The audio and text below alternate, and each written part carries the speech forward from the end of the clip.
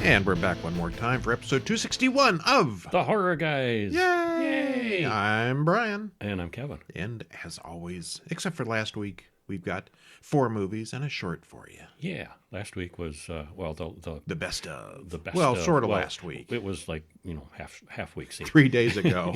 Yeah, our recap of what we liked and didn't like in 2023. We were probably about 40% in agreement, and the others were all kind of different. You're going to have to listen to that one, figure out who What you we agree liked, with what most. we didn't like. Yeah, and this week we got a whole bunch of new stuff, All 2023s. so we can't spoil the heck out of them. Nah, we'll just we'll give you play a little nice taste. on these. We'll give you a little taste, and if you want to read the whole thing, you can check it out on the website. We will start out with the new Thanksgiving movie from Eli Roth, which just hit streaming. We are not really that far behind. Right, we missed it for the actual Thanksgiving, but yeah, and. Well, we didn't miss it. It just wasn't available. Yeah, and another new one called The Tank. Ooh, it's like a war drama? No. They drive the tank through town? No. Well, it's a war of sorts, but it's not that kind of war. Not that kind of tank. No. And Saltburn. You might have heard a lot about that. It's been getting a lot of buzz, and we saw that. And a documentary, House Origins, the Carmichael Manor. Longest title of the movie of the year, probably. It's a real documentary, right? No. Oh, it's one of them faux documentaries. It's found footage. Yeah. It's not even a documentary. It's just... Oh, it's a document. They're making a documentary. Oh, yeah, okay, all right. Yeah. And an oldie, couple oldies classics. On the newsletter. Yeah. The Dungeonmaster. That was 1984, wasn't it? I saw that when it came out and kind of liked it, and man, it was the dumbest thing ever looking at it last week. Well, I never saw this one. I missed it completely, and yeah, it was kind of awful. Yeah, it was really awful. A lot of 80s movies, you watch them and it's like, wow, that's cool. That's so 80s. And very retro, very it's kind nice, of very held cool. up. This is and just kind of stupid. Entertaining, and yeah, this was none of those good things. Yeah. And an old black and white one, The Most Dangerous Game. The original from 1932. Yeah, based on the most popular short story of all time.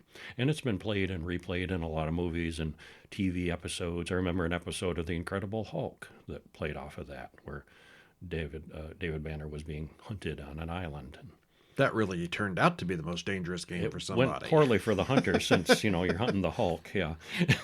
Did he know it was the Hulk? He did not at the time. He just some random hitchhiker, huh? Yeah. Uh-huh. All right, well, very cool. Of course, to read any of these, including the bonus reviews, you can go over to horrorbulletin.com and read them right there on the screen, or sign up for the mailing list and get them in your email box once a week. Or you can check out horrorguys.com, where we post the 4 movies and the short from the podcast, one a day. Goes on forever and ever and ever. There's thousands there now. Mm-hmm. Or and we keep making more. We do, yeah. HorrorGuysShop.com, where you can pick up all our books.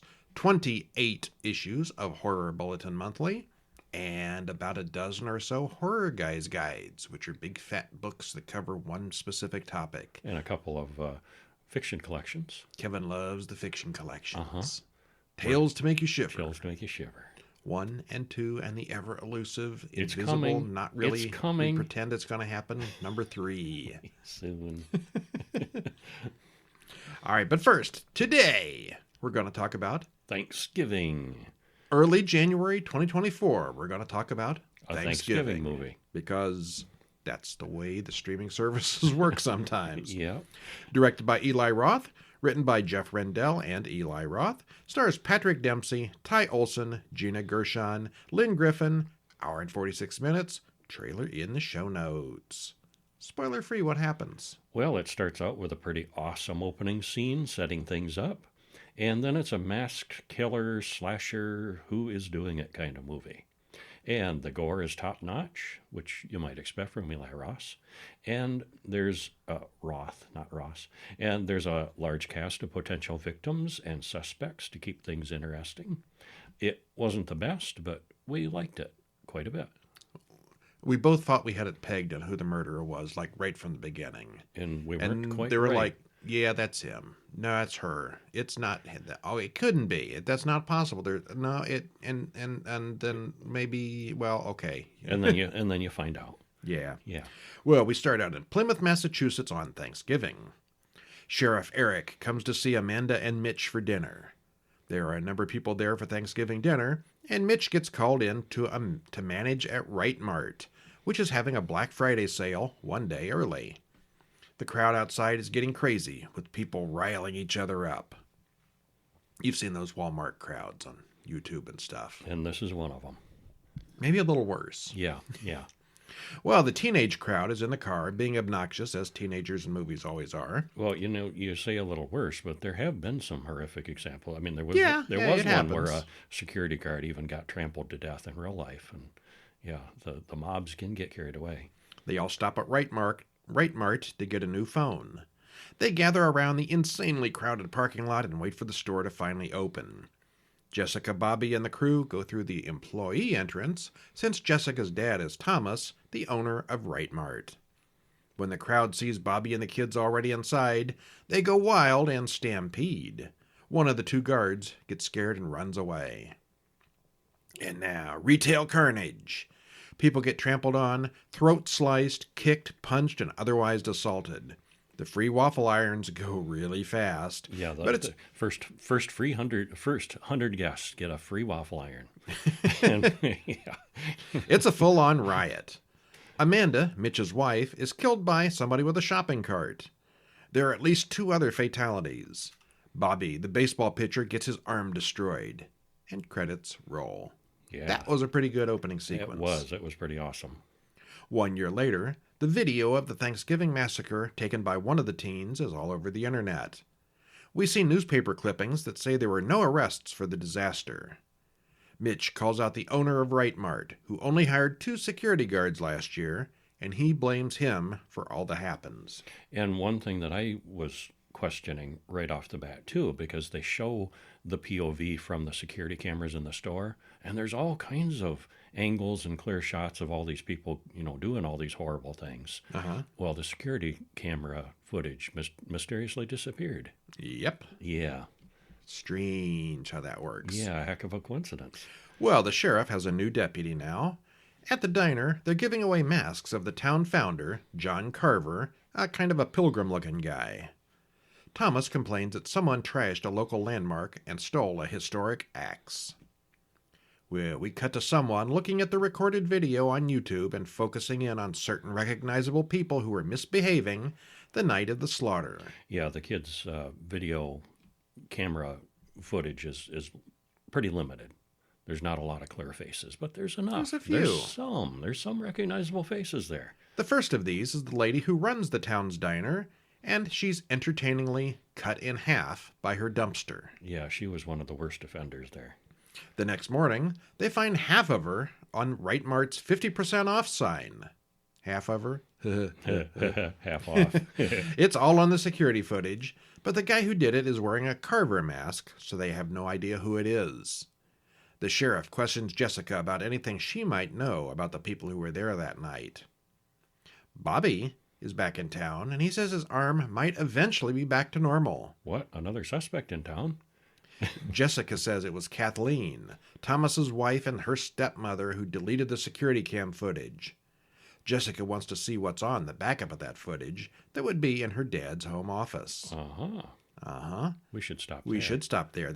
And more carnage happens. More carnage and mayhem and yeah. It eventually comes out to be a sort of a slasher with a whodunit angle. Yeah, you're trying to figure out who the killer is, and you do eventually find out. It's a satisfying, somewhat of a satisfying ending, I'd say.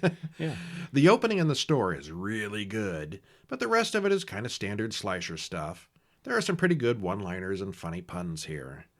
It was good. Nothing I'm going to make a holiday tradition out of, but it's no turkey either. You did that on purpose. It's no Thanksgiving, that's for sure. Gobble, gobble. Gobble, gobble.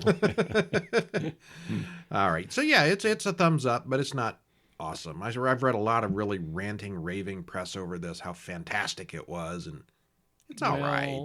It's all right. It was good. It was very good. We were entertained. It was, it's not a new classic. Yeah. House Origins, The Carmichael Manor, 2023. Written and directed by Stephen Cognetti. Stars Bridget Rose Perota, Destiny Leilani Brown, James Liddell, and Gideon Berger. Hour 38. Spoiler free. It starts with spoilers right at the beginning. It's done as a faux documentary. Well, Oh. you've seen the original House LLC, and this the hotel, and there's a cult, and there's like killer clowns and stuff. And this is like a documentary of stuff that happened before that. Yeah, and at the end of the movie, the hotel burns down, I think, right? No, it already had, I think. Because they found stuff. Well, that the was found salvaged. footage, yeah. Sometime during that. Right. Right, Yeah.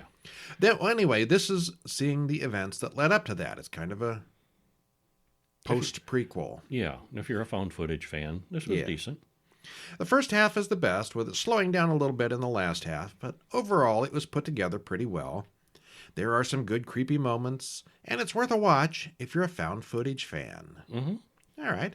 Well, again, this is new, so we won't spoil it to death, but what happens? Well, we open with an interview show talking about the Carmichael family and their home. Catherine and Eleanor Carmichael were murdered, and the father, Arthur, and the son, Patrick, went missing. Well, one sister, Margaret, was killed in a traffic accident when Patrick was driving, and the house is said to be haunted. So, Margot... This is not the Abaddon Hotel. This Right. is a house This is a somewhere Carmichael in that Manor, same town. A big old mansion of a place. Margot Bentley and Rebecca Vickers were the first people allowed inside afterward. Well, their bodies were found a week later, and they left behind some strange video and audio. So right in the beginning, we find out that everyone dies. They died, yeah. But then we go back and see the beginning. A flashback to Margot and Rebecca on the road heading to Carmichael House, and they're recording everything for their website. The caretaker, Donald, lets them inside and shows them around. House is very remote, and none of the Carmichael heirs want to live there. Donald tells them about the history of the Carmichaels and the various fates of the family. He tells them to check out the local antique store that sells things that were recovered from the old Abaddon Hotel, which has since burned to the ground 30 years ago. Well, the girls open up a locked storage room, and there's some weird clown statues inside. We've seen those clowns before. And weird old carnival stuff. It's like they took a carnival and packed it up. Chase, Margot's brother, arrives to help with the filming. Well, the first night, the three goes over the specifics of the murder, and they all assume that Arthur killed Patrick and hid the body, and then went back for the women. We are told that Chase recently went missing, the brother, and Margot invited him along to keep an eye on him. Apparently he's got some mental issues, and occasionally will just, disappear and stuff. Well, late at night, they hear singing downstairs.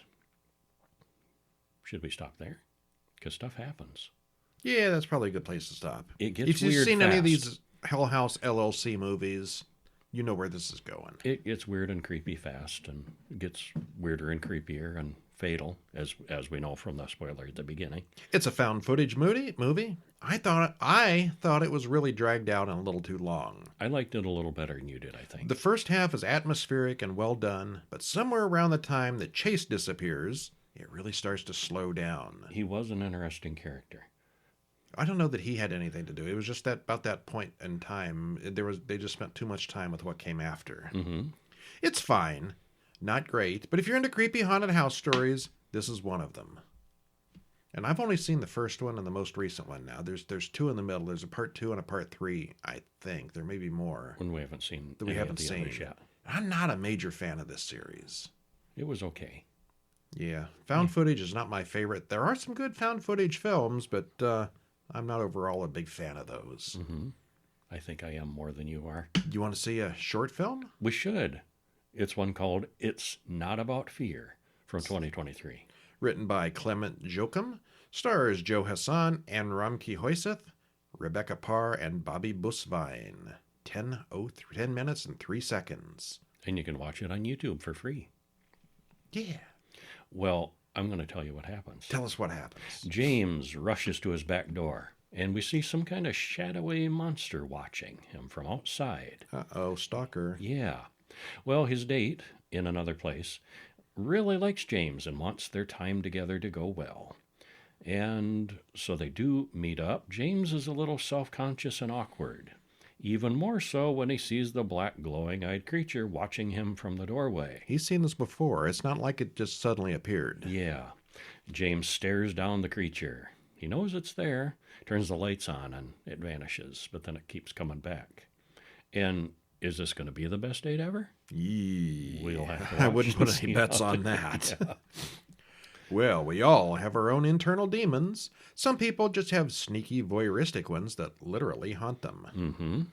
So, did you notice in the coffee in the kitchen how many coffee pots James had? I didn't really notice that. There's like no. 3 or maybe 4 in a row. That's awesome. Why would anybody need that many coffee pots? A hobbyist. A maven. A I fan want of that coffee. kitchen. It's got all the coffee A pots, collector. A and that hobby. has nothing to do with the story. A hobby. Yeah.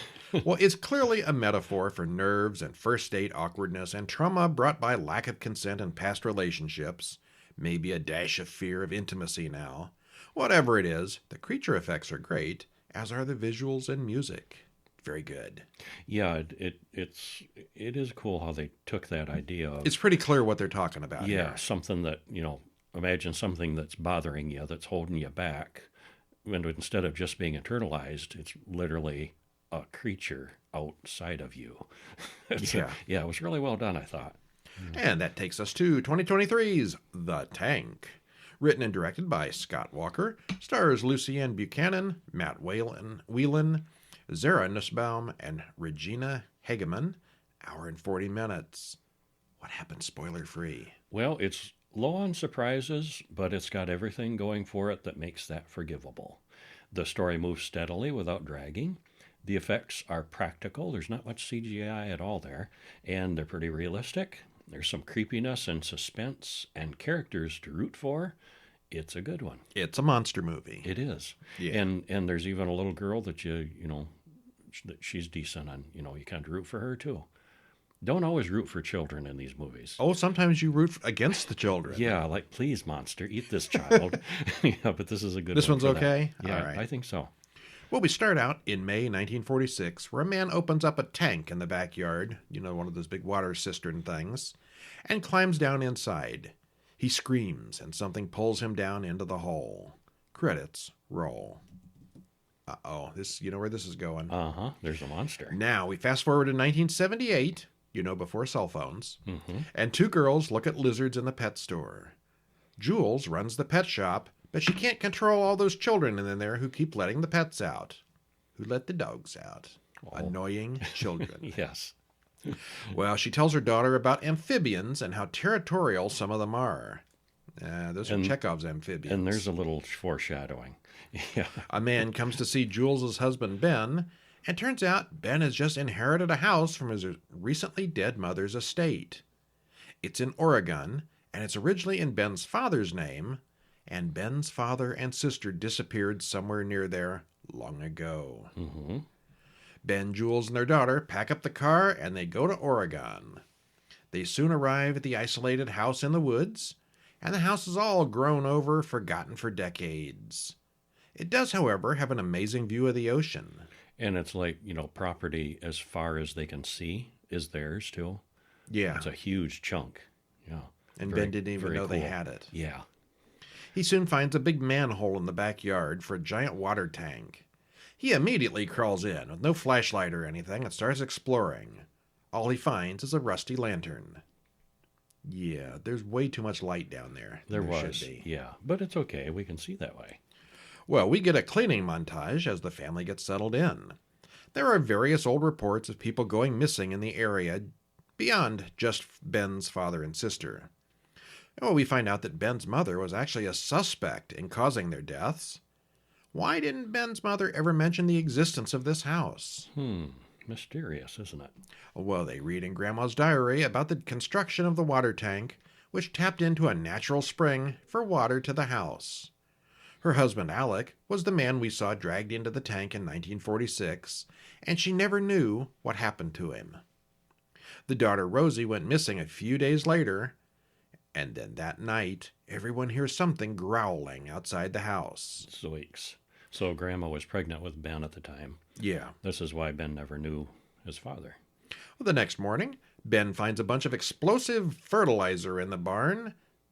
as one does. That might come in handy considering we know there's monsters. And he points out that the fertilizer could be explosive if it wasn't handled. You just know where that's going. Uh-huh, yeah.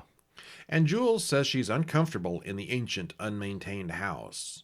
I've seen prettier barns. Ben goes back down into the tank to see why they aren't getting any water, and he finds tunnels way down under the house. He turns a valve, and the water starts coming out of the pipe. He also finds a whole big cave system down there. Just inside the cave, he finds some large amphibian that's dead, but Jules is fascinated by the teeth on the thing. Mm-hmm. Later, the little girl looks down into the tank and screams. There's something big and slimy down there. Suddenly, a woman comes in. Oh, wait, it's Muriel, the realtor, here to talk about selling the house. And the property, and it's a huge offer that they're being given. Yeah. Ben's mother always refused to sell the huge property, but Muriel, however, has offer letters in hand from people who are ready to buy. She walks back to her car, parked out in the woods, and something watches her leave. And of course her car gets stuck and something gets her when she gets out to investigate. Late at night, Jules sees something monstrous looking in one of the kitchen windows. And oh, the dog goes missing. We should stop there. We should stop there. And more stuff happens as it gets worse and worse. Yeah, well, this is sort of like The Descent meets Aliens. Yeah, a little bit. It's got some elements of both. Very claustrophobic underground stuff. And the creatures are creaturey. And the trailer doesn't show much, but it turned out it's pretty good. The pacing is good, and it never slows down or gets too talky. There's not a huge body count, but enough to keep it interesting. The sets and locations are excellent, and everyone's motivations more or less seem believable. Yeah, mostly. Mostly except for Ben, who goes into that tank knowing what's down there, when the family could have just hidden in the house or ran to the car. You know, all three of them together, walking to that car, probably would have been fine. Maybe. Also, everyone can see really clearly in that dark cave when all the flashlights go out. Well, that's for our benefit. Well... And if it was all dark, we'd be complaining, and then things happen in the dark, which sometimes movies are filmed that way. So I'd much rather see it, filmed this way, and we say, yeah, it wouldn't be that light, but hey, it's nice to see. Okay, well, it's all right if you don't think about it too hard. Mm-hmm. Which takes us to Saltburn from 2023. Written and directed by Emerald Fennell, stars Barry Keoghan, Jacob Elordi, Rosamund Pike, and Richard E. Grant. 2 hours and 11 minutes. Ooh, a long one. And I didn't think it seemed that long. No, it kind of purred right along, didn't it? Yeah, it this sure one did did. not get boring. Yeah. Which is weird because it seems like not much happens through most of it. Yeah. When you look back on it, it's really so low action. I mean, stuff happens, certainly. It's my favorite of the week, by the way. But not a lot happens until the end. I think it's my favorite of the week, too. I mean, they were all good, but yeah, this is my favorite of the week. It's creepy and weird. And yes, we are going to say it qualifies as horror, but without spoiling it, we can't say why. Uh-huh. Watch from the trailer, I was expecting Call Me By Your Name. It looked like a gay romance movie. Mm-hmm. And it's not. Not exactly. Not really. It's quite a bit different from that. It's more complicated than that. Well, it's at least parallel to horror, a psychological drama thriller with some dark humor to it. And it's listed, if you go to IMDb, as a drama, thriller, comedy. Mm-hmm. Doesn't list it as horror. There's a couple of laughs in it, but I would not call this comedy.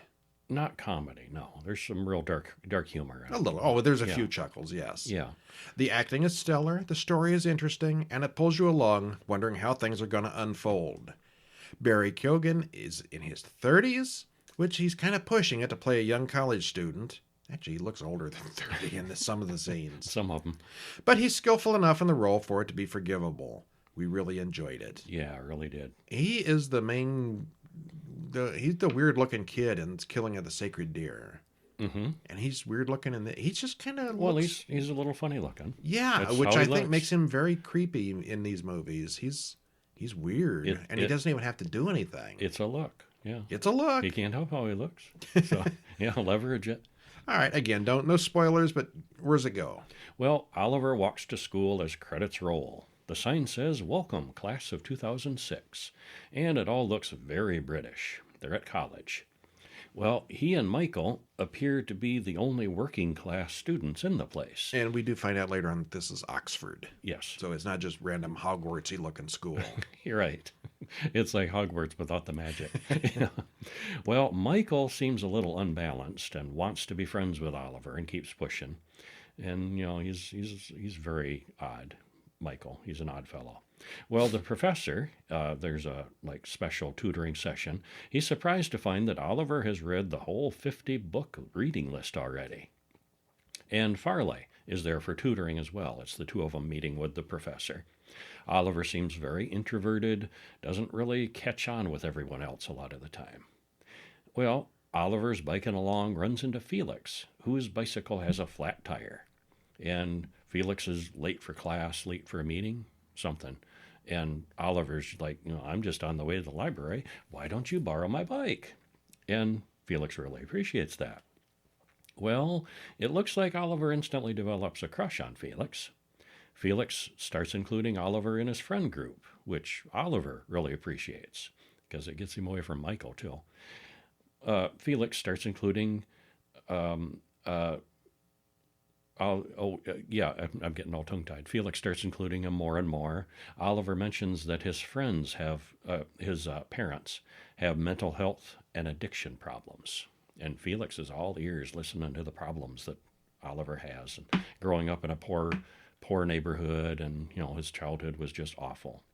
Well, Felix's friends don't care as much for Oliver since he buys cheap clothes and has a scholarship.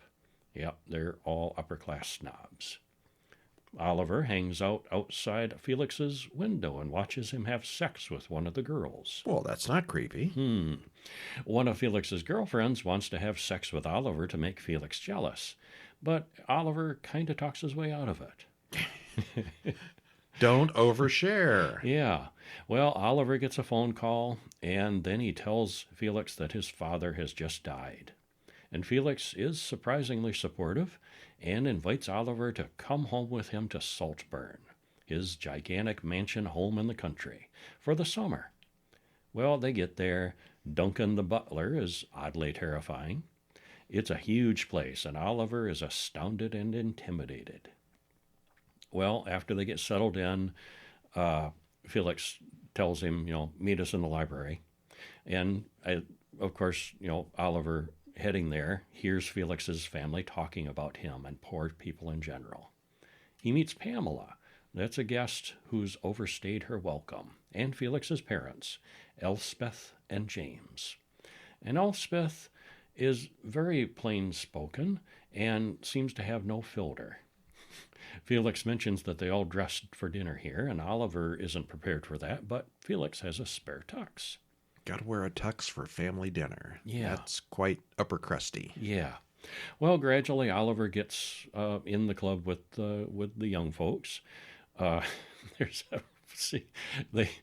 go to a field, and Oliver shows up in his trunks, and they're all laying in the grass and the thistles and thorns. You have to be naked here. Yeah, we don't allow bathing suits here. They're just laying in this tall, dead, weedy, hay-looking grass. It's full of bugs. All naked. Yeah. Well, we should stop there, shouldn't we? Yeah, okay. Stuff it gets weird. Oh, yeah, the weirdness happens almost immediately thereafter. Yeah, it starts getting weirder and weirder. It just goes. Yeah. Okay, again, this is listed as drama, thriller, comedy, but it's been heavily discussed in many horror forums, so we decided to take a look at it, and it qualifies. Mm-hmm. It's a fish-out-of-water story that heavily demonstrates class differences. There's definitely some oddball behavior and creepiness in some scenes, but it's not really horror until it all ties together. Mm-hmm. And it does tie together nicely. Yeah, it does. Barry Keoghan plays a college student, and he looks every bit his 32 years. In most shots, yeah. Actually, in some scenes with the lighting just right, he looks a good bit older than that. He could pass for 40 or 50 in some scenes. Otherwise, the acting is really good, the cinematography is awesome, and the sets are perfect. It's very, very weird in a good way. And we liked it a lot. We did, yeah, yes. Like we say, it's our favorite of the week. If it's one you're talking about 3 days later, it's a winner with us. Uh-huh. Yeah, we were still talking about it. We were.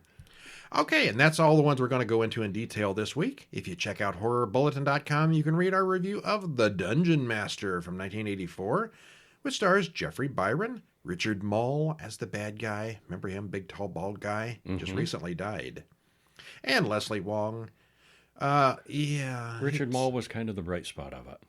Because he's overacting, chewing the scenery. He chews the scenery and really plays up the bad guy. It's kind of an anthology, but the stories are short, random, and Yeah. Just overall, it's kind of one we watch so you don't have to. I think so, yes. Yeah. And of course, 1932's The Most Dangerous Game, starring Joel McCrea, Fay Wray, Leslie Banks, and Robert Armstrong. Shall we go hunting? Would you like to play a game? Which is very short and packs in quite a lot and moves very briskly without wasting any time. Yeah, it gets right to it. The music's a little annoying, but the story is such a classic that it's been remade, retold, and fit into other things dozens of times. And it was really interesting, I thought, seeing this early version of it that's almost 100 years old now. Almost, yeah. Yeah, there. I guess there was an original short story, but this was the first movie adaptation. Yeah. And, yeah, I mean, yes, it's dated. It's almost 100 years old. Because it's 1932 in black and white, and their special effects were pretty primitive. But it was surprisingly entertaining. Yeah, I thought so. All right, well, that's it for this week. Stop in at horrorguys.com or horrorbulletin.com for more. Check out our books at horrorguyshop.com. And if you are not subscribed to the podcast, go to horrorguyspodcast.com and click one of those little subscription links, and you'll get us every week. And in the meantime, I'm Brian. And I'm Kevin. We'll see you when? Next week. See ya. See ya.